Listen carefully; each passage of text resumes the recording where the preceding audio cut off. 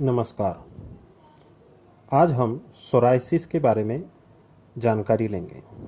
Psoriasis त्वचा से संबंधित एक बीमारी है जिसे अपरस भी कहा जाता है। इस बीमारी में त्वचा पर मोटी परत बन जाती है। यह परत लाल रंग के चकत्ते के रूप में नजर आती है। लाल चकत्ते में खुजली के साथ साथ कभी कभी दर्द और सूजन भी होने लगती है। यह एक गंभीर रोग है जो शरीर की रोग प्रतिरोधक क्षमता को कमजोर होने के कारण होती है। सोराइसिस के कारण रोगी का आम जीवन परेशानियों से भर जाता है, लेकिन आपको इससे घबराने की ज़रूरत नहीं है, क्योंकि पंचगव्य आयुर्वेद में इसका पूरी तरह से इलाज संभव है। सोराइसिस त्वचा से जुड़ी ऑटो इम्यून डिसीज है। इस रोग में त्वचा पर कोशिकाएं तेजी से जमा होने लगती है। सफ़ेद रक्त कोशिकाओं के कम होने के कारण त्वचा की परत सामान्य से अधिक तेजी से बनने लगती है, जिसमें घाव बन जाता है। यह शरीर के किसी भी हिस्से में हो सकती है। बीमारी के बढ़ जाने पर लाल चकत्ते से खून निकल सकता है। कभी कभी इसमें सूजन भी हो जाती है। यह मानसिक विकार भी उत्पन्न कर सकती है। सोराइसिस रोग कितने प्रकार के होते हैं? Plaque psoriasis. प्लेक सोराइसिस यह एक आम तरह का सोराइसिस है। 10 लोगों में से 8 लोग इसी सोराइसिस के शिकार होते हैं। प्लेक सोराइसिस के कारण शरीर पर सिल्वर यानी चांदी के रंग और सफ़ेद लाइन बन जाती है। इसमें लाल रंग के धब्बे के साथ जलन होने लगती है। यह शरीर के किसी भी हिस्से पर हो सकती है, लेकिन ज़्यादातर कोहनी, घुटने, सिर, पीठ में नीचे की ओर होती है। इसमें त्वचा पर लाल छिलकेदार मोटे या चकत्ते निकल आते हैं। इनका आकार 2-4 मिलीमीटर से लेकर कुछ सेंटीमीटर तक हो सकता है। गटेट सोराइसिस यह अक्सर कम उम्र के बच्चों के हाथ, पांव, गले, पेट या पीठ पर होती है। यह छोटे छोटे लाल गुलाबी दानों के रूप में दिखाई पड़ती है। यह ज़्यादातर हाथ के ऊपरी हिस्से, जांघ और सिर पर होती है। तनाव, त्वचा में चोट और दवाइयों के रिएक्शन के कारण यह रोग होता है। इससे प्रभावित त्वचा पर प्लेक सोराइसिस की तरह मोटी परतदार नहीं होती है। अनेक रोगियों में यह अपने आप या इलाज से 4-6 हफ्तों में ठीक हो जाती है। कभी कभी ये प्लाक सोराइसिस में भी परिवर्तित हो जाती है। पास्चुरल सोराइसिस यह एक दुर्लभ तरह का रोग है। ये ज़्यादातर वयस्कों में पाया जाता है। इसमें अक्सर हथेलियों, तलवों या कभी कभी पूरे शरीर में लाल दाने हो जाते हैं, जिसमें मवाद हो जाता है। ये देखने में संक्रमित प्रतीत होता है। यह ज़्यादातर हाथों और पैरों में होता है, लेकिन यह शरीर के किसी भी हिस्से में हो सकता है। इसके कारण कई बार बुखार, मतली आदि जैसी समस्याएं भी हो जाती है। सोरियाटिक आर्थराइटिस ये सोराइसिस और आर्थराइटिस का जोड़ है। 70% रोगियों में तकरीबन 10 साल की उम्र से इस सोराइसिस की समस्या रहती है। इसमें जोड़ों में दर्द, उंगलियों और टखनों में सूजन आदि जैसी समस्याएं होती है। एरिथ्रोडर्मिक सोराइसिस इसमें चेहरे सहित शरीर की 80% से अधिक त्वचा पर जलन के साथ लाल चकत्ते हो जाते हैं। शरीर का तापमान असामान्य हो जाता है। हृदय की गति बढ़ जाती है। यह पूरी त्वचा में फैल जाती है। इससे त्वचा में जलन भी होती है। इसमें खुजली, हृदय गति बढ़ने और शरीर का तापमान कम ज़्यादा होने जैसी समस्याएं होती है। इसके कारण संक्रमण, निमोनिया भी हो सकता है। इन्वर्स सोराइसिस इसमें स्तनों के नीचे, बगल में, कांख या जांघों के ऊपरी हिस्से में लाल लाल बड़े चकत्ते बन जाते हैं। ये ज़्यादा पसीने और रगड़ने के कारण होते हैं। सोराइसिस रोग के लक्षण।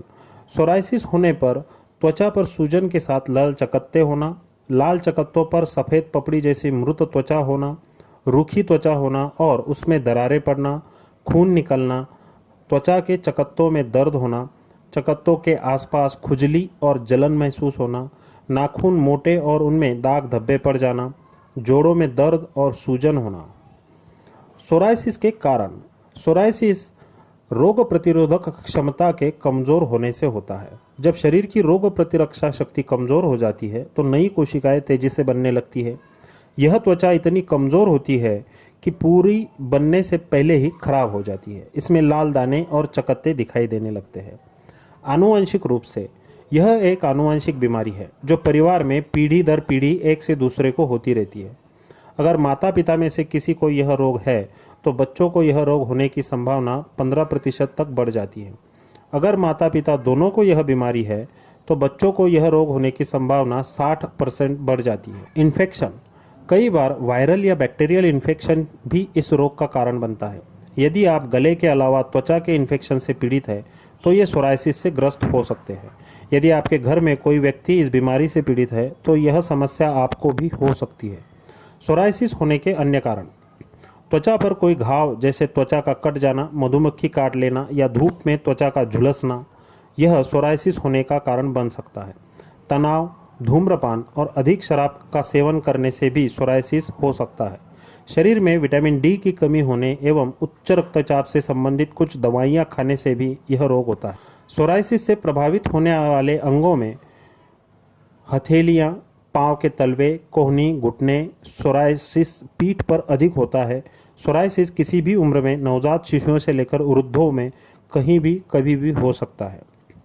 सोराइसिस का घरेलू इलाज: कई लोग एलोपैथिक उपाय से सोराइसिस का इलाज करने की कोशिश करते हैं, लेकिन बीमारी का उचित इलाज नहीं हो पाता है।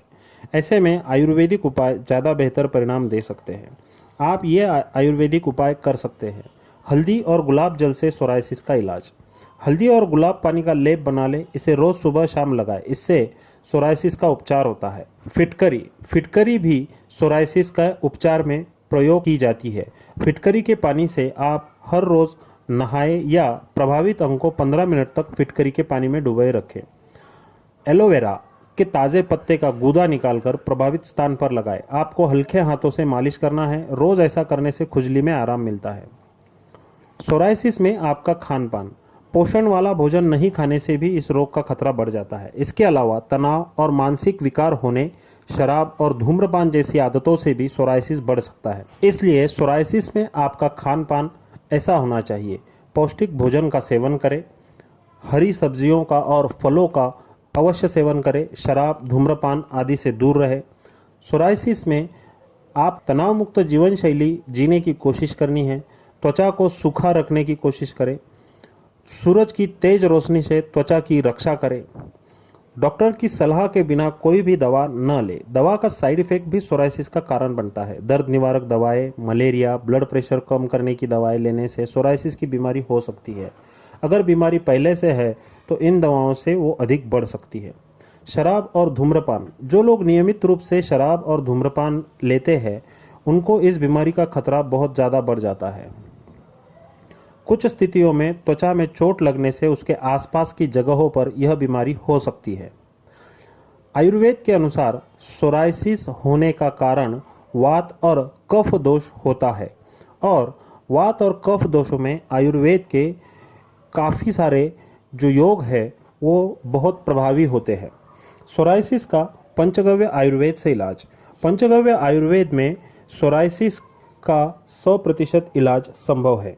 इस इलाज में गौ माता से प्राप्त 5 गव्य, दूध, दही, घी, गौमूत्र और गोमय शामिल होते हैं।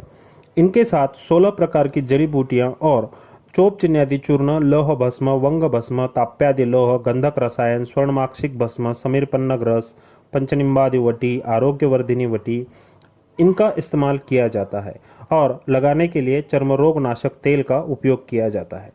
क्या सोराइसिस हमेशा के लिए ठीक हो सकता है? जी हाँ, सोराइसिस हमेशा के लिए ठीक हो सकता है। इसलिए आपको पंचगव्य आयुर्वेद की शरण में आना पड़ेगा।